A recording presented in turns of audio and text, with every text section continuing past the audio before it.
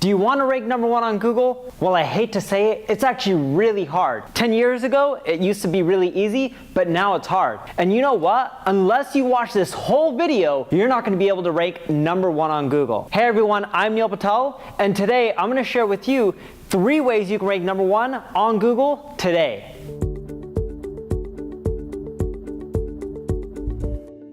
I got started in SEO when I was 16 years old. I created a website called Advice Monkey. It no longer exists. If you search for it, you're not going to see my website. It was a replication and a shitty replication of monster.com. And when I created the website, I thought, oh cool, this is it. People are going to come to my site and I'm going to get traffic. But you know what? I popped up the website and no one came to it. From that point, I realized there was something called SEO that I had to do. I paid a few marketing firms to help me with search engine optimization so that way I could rank number one on Google for terms like job search. But you know what? I gave them money and I got no results. Eventually, as a 16-year-old kid, I lost all my money. You only can make so much money cleaning restrooms and picking up trash. So I had to learn it. But when I first started, it was as simple as putting the keywords on your website and you could rank. I wish it was that easy these days. Number 1, focus on content. See, Google has this update called Hummingbird. And with Hummingbird, what they decided to do is websites who just have content on everything won't do as well as websites who focus on one single niche and are super thorough. For example, let's say you have a website around dating. If you have a website around dating and your article is, let's say, talking about 5 ways you can land a date, or 5 ways you can land your dream date. If you end up breaking down, hey, go to Match.com, sign up, and you'll find a match after you create a profile, you're not going to do that well. But if you write an article that breaks down how to create a profile on Match.com, the ideal picture, the ideal description, how to be funny, how to even maybe add video, I don't know, I haven't been on these dating sites in ages, but if you go really in depth and you break down every little thing that they should do, and then after you break down Match.com, you then talk about Tinder, you then talk about Bumble, you then talk about eHarmony, all the other platforms, you then even discuss how you should respond to people and engage with them. Should you be hitting people up? What's the first thing you should say to them? How should you respond? Where should you go for your first date, right? How to carry from your first date and ask them on a second date. But if you're super thorough and your content is so amazing that people are like, wow, I read this article, I don't have any more questions, and I know what to do next. That's how thorough you need to be. So poke holes in your content, and as many holes as you can, and fill them all up, so then that way, people are like, this is the end-all site that you should end up reading if you're interested in dating online. Actually, what's funny, I wish dating was this easy when I was younger. I couldn't just swipe an app like Tinder and find the next match. I was sitting next to my buddy Terry the other day, and he kept swiping on Tinder, and he's like, check this out, swipe, instant match, swipe, instant match. 30 plus matches within a few minutes. But back in my days, you would have to go to a bar and meet people and actually talk to them. All right, so now that we got that out of the way, let's go into the second tip if you want to rank number one on Google. The second tip I have for you is optimize your title tag and your meta description. Have you ever done a Google search and noticed that every time you do it, there's this link at the top and then there's this one sentence? Well, the link at the top is called a title tag and the description below is called a meta description. Now think of it this way. If you search for the phrase online dating and you don't see the word online dating in either the title or the description, are you going to click on the result? Well, if you are, there's something wrong. Because why would you click on a result that isn't related to what you're looking for? In addition to that, have you ever done a search for a term like online dating and have you ever noticed that the word isn't in the title or description? That's because Google tracks who's clicking on what listing.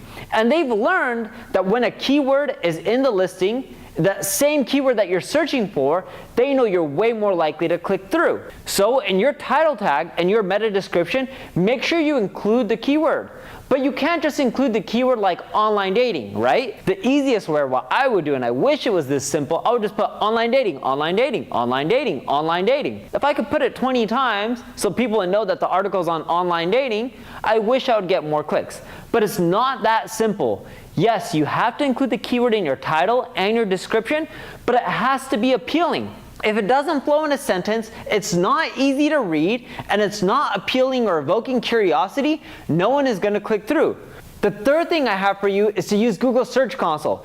Did you know that Google gives you a tool that teaches you how to rank #1 on Google? Yes, I know that sounds ridiculous, but it is true, and it's called Google Search Console. If you're not already a user of it, sign up. It doesn't cost $1.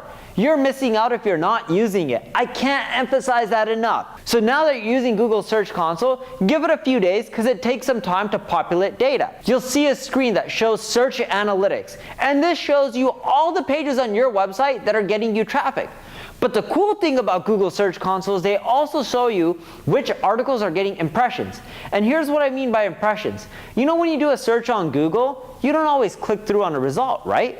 If you did, then you would be clicking through on 10 results every time you did a search. That would be insane. What Google shows is how many people are seeing your listing and clicking through and how many people don't click through. So they show you how many impressions you're getting, the clicks, and the click-through rate.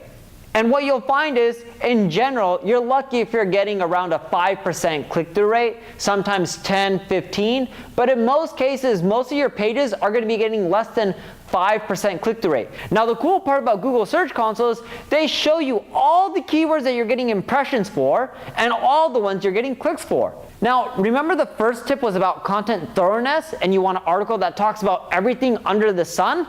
Well, you can use Google Search Console to tie in back to the first tip. So kind of #1 and 3 are related, in which you want to take all the keywords you're getting impressions for and start adding them to your copy. Now don't just shove them in and have your content be keyword rich where someone reads it and all it is online dating, Tinder, eHarmony, dating online, meeting someone from online dating, right? If someone was reading your article and it sounded just like that, they're gonna bounce off your site because that means your content sucks and it just has too many keywords. It has to flow naturally and be educational. So you wanna take those keywords that you're seeing in Google Search Console and add them to the article.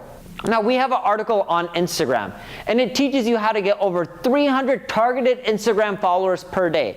That article is around 10,000 words. When I first wrote that article, it wasn't 10,000 words, it was roughly 2,500.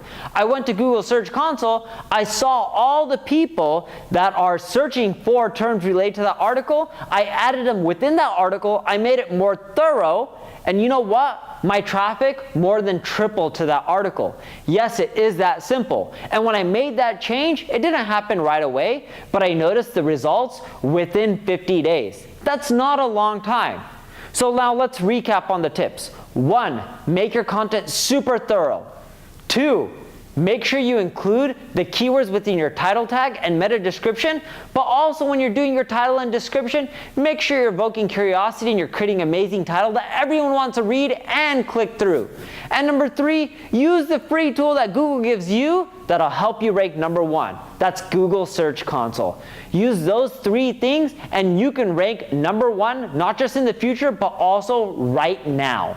Now that you've learned these 3 tips, I challenge you, in which I want you to take these tactics and implement them. And then after you implement them, in the next 45 days, I want you to leave a comment with your results. Because if you're not doing well, that means I'm not happy, and I know these tactics work, and that's why I'm challenging you. Because if you implement them, you're gonna see results, and you're gonna be ecstatic, and your life is going to change. And I wanna build a community of like-minded people where we all take action and we help each other grow. So I challenge you to take action and implement these 3 steps. Now granted, I know you may be busy and you may not be able to do all of them right away, but just pick one.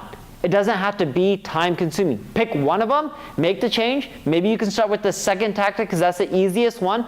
Implement it and you can start seeing results right away. So make sure you subscribe to this video and this channel, and I'll see you in the next video, and we'll keep helping each other grow.